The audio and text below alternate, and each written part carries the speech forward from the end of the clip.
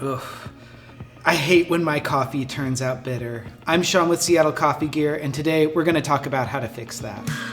One of the first big contributors to bitter coffee is the coffee you're using. First off, I want to talk about specialty coffee versus commercial grade coffee. One of the inherent aspects of specialty coffee, a really high level, high quality coffee, is that there is sweetness. Coffee is a fruit. It is meant to be sweet and have some sort of sugary expression. When it's been rated and graded super highly, that quality is going to be there. Commercial grade coffee is generally of lower quality and pretty plain in its presentation. It has a flat, more bitter tasting profile. So step one to improve, make sure you're buying coffee from a specialty coffee roaster. Another way that coffee can develop bitterness is through its roast level.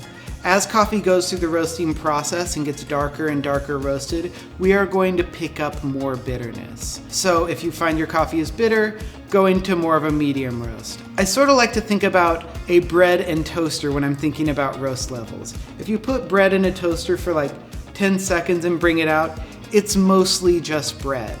But if you bring it to the middle, we are going to end up with this golden brown toast that's part element of the toaster, part elements of the bread, caramelized and more interesting and engaging.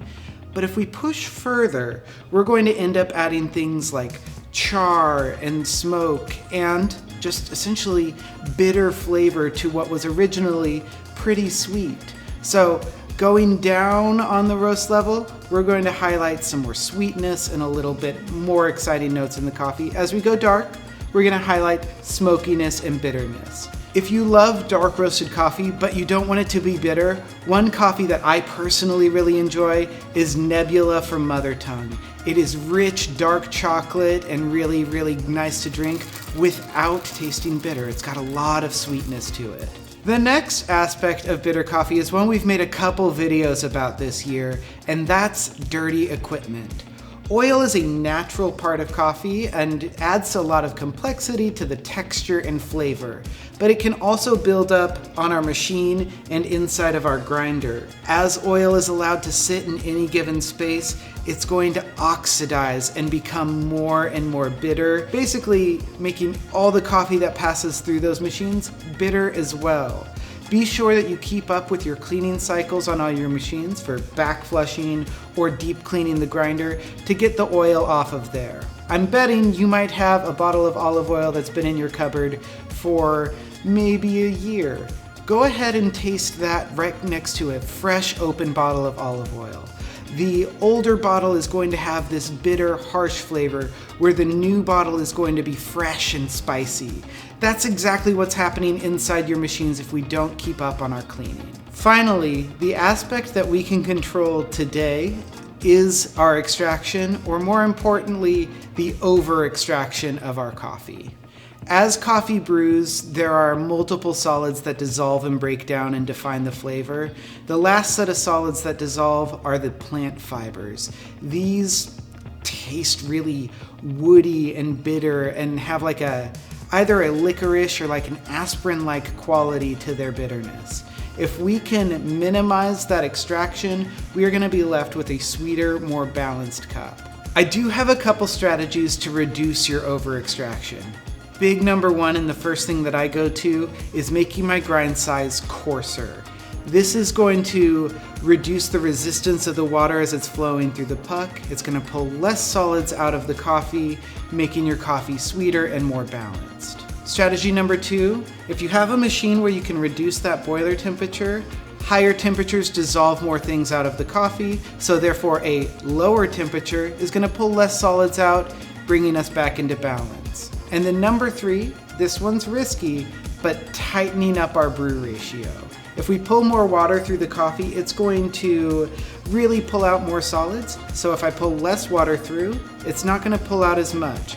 The risk here is that I'm also going to reduce my volume of my shot, making it taste stronger, which is not necessarily what you're going for. All right, so let's brew a couple of shots. One that's going to be really, really strong and bitter, and one that's going to be more in line with what we're looking for.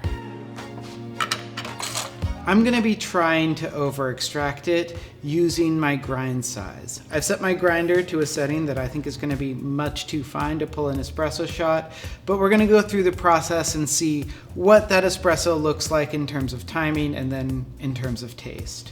I like to do a 20-gram shot, so I'm measuring on a scale here and getting my coffee. Perfect. Get it right in our grinder. And then get it running.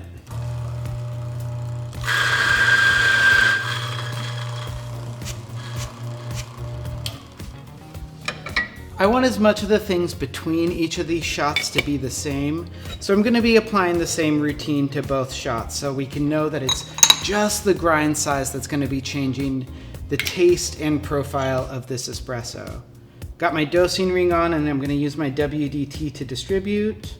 Going all the way down to the bottom and making sure it's evenly distributed across the portafilter. This is very fine for espresso.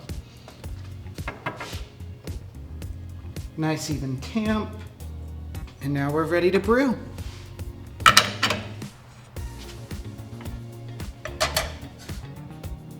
Here we go.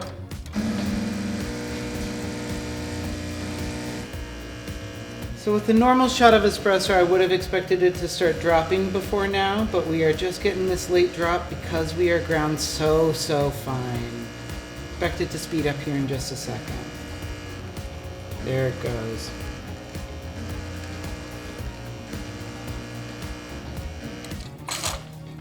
So this shot took 1 minute to pull out all the way, which is a very long time for an espresso shot this size. That's because we've ground so fine, so there is a lot of resistance for the water passing through. Whew, I'm not excited to drink this, but I'm gonna do it for y'all. Oh, that is incredibly bitter. And it's just very chewy, and the texture is distinctly unpleasant. For our second shot, we're gonna go through the process to correct that. I'm gonna start by setting my grind size much coarser, so that way we're looking for our target time of around 30 seconds. So now we're going to brew our second shot. My goal for this one is to have it be not nearly as bitter, and what I'm going to do is set my grind size quite a bit coarser so there is less water resistance to allow it to move through more quickly. I've already measured my 20 grams of coffee, so we're going to get that ground up.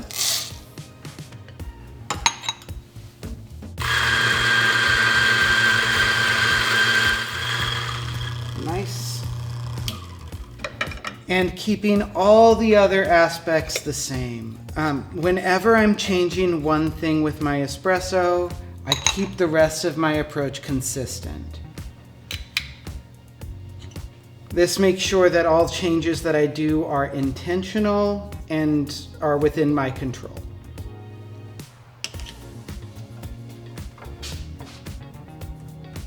Nice solid tamp.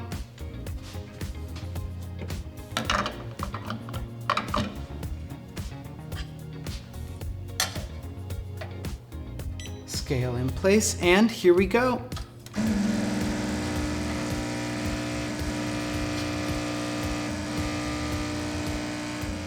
There we go. That's a much better drop time. Beautiful. Perfect. Much richer shot with better presentation. We have all of our layers of our espresso. This shot pulled in 28 seconds, so maybe a hair fast, but I'm very excited to drink this one.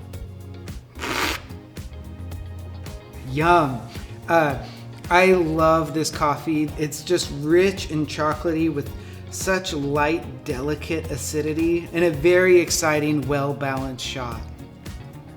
I hope this video helped your shots become a little bit sweeter. Bitter shots are never any fun, and we really want to enjoy our morning coffee. Be sure to like this video and subscribe to our channel so you stay up to date on all the coffee education content, and don't forget to sign up for our email newsletter. Thank you so much for watching, and keep making coffee you love.